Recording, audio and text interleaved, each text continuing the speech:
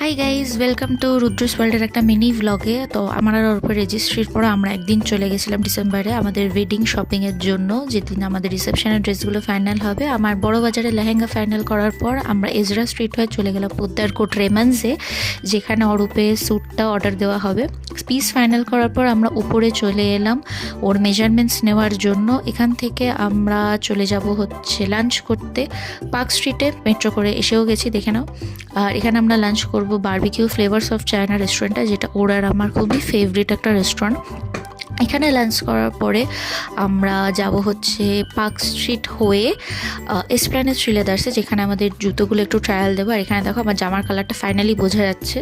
এখানে অরূপ একটু selfie Streak কিনে নিল পার্ক স্ট্রিট থেকে। দেন আমরা চলে এলাম শ্রীলেদার্সে, জুতো ফাইনাল করাও হয়ে গেছে। তো আজকে শপিং ব্লগটা এইটুকুই, দেখা হচ্ছে তোমাদের সাথে নতুন একটা ব্লগে। ততক্ষণের জন্য টাটা, আর like, share, subscribe to Rudra's world.